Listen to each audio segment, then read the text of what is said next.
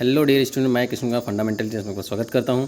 आज आप जानेंगे कि क्रॉप लॉजिंग होती क्या है। बेसिकली धान में जब धान बहुत अधिक बढ़ जाता है तो धान गिर जाता है। आखिर ये क्यों गिरता है, क्या कारण होता है। तो सबसे पहले आपको बता दें कि जो हाइब्रिड प्रजातियाँ होती हैं उनमें नाइट्रोजन ज़्यादा रिक्वायरमेंट होती है इन कंपेरेटिवली हमारी बासमती राइस होता है। तो हमारे फार्मर्स करते क्या हैं कि बासमती राइस और चाहे जो है हमारा हाइब्रिड राइस, दोनों में बराबर मात्रा में नाइट्रोजन देते हैं। अब देखिए ये फसल हमारी गिर चुकी है। ये इसलिए गिर गई है ताकि इसमें बहुत ज़्यादा मात्रा में नाइट्रोजन का उपयोग किया गया है। तो कभी भी ध्यान रखें कि इसमें नाइट्रोजन का अधिक उपयोग ना करें।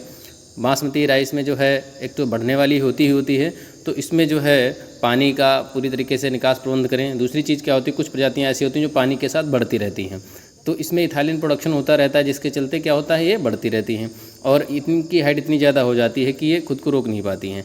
और दूसरी बात ये होती है कि जैसे इनकी हाइट बढ़ती रहती है, फिर इनमें क्या होता है, इनकी जो कल्ले होते हैं वो भी कम निकलते हैं और इनके जो स्टेम होता है वो हमारा कमज़ोर भी हो जाता है।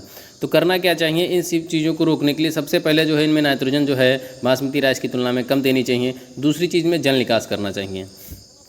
तीसरा पॉइंट जो होता है वो महत्वपूर्ण बिंदु ये है कि इसमें जो है ग्रोथ रिटार्डेंट का उपयोग करना चाहिए। ग्रोथ रिटार्डेंट जो आपका मपेकेट क्लोराइड आता है, मपेकेट क्लोराइड, जो कि जो है आपका 400 ml पर एकड़ के हिसाब से आता है और उसका उपयोग करना चाहिए। नहीं तो इस तरीके से फसल हमारी गिर जाएगी, क्योंकि बहुत ज़्यादा बढ़वार हो जाती है। इसलिए फसल को गिरने से बचाने के लिए हमें क्या करना है, ग्रोथ रिटार्डेंट का उपयोग करना है। और कभी भी ग्रोथ रिटार्डेंट का उपयोग जो है, अगर हमारी फसल लिमिटेड बढ़ी हुई है, ऑप्टिमम ग्रोथ है, तब उसको नहीं करना है, ठीक है नहीं।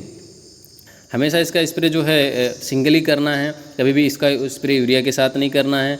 या आप सोच लें कि इसका स्प्रे यूरिया के साथ कर दें तो ये हमेशा क्या करेगा, नुकसान करेगा। इसलिए हमें ध्यान रखना है, ये सावधानियाँ बरतनी है कि हमें इसका स्प्रे यूरिया के साथ नहीं करना है और पानी ज़्यादा नहीं देना है।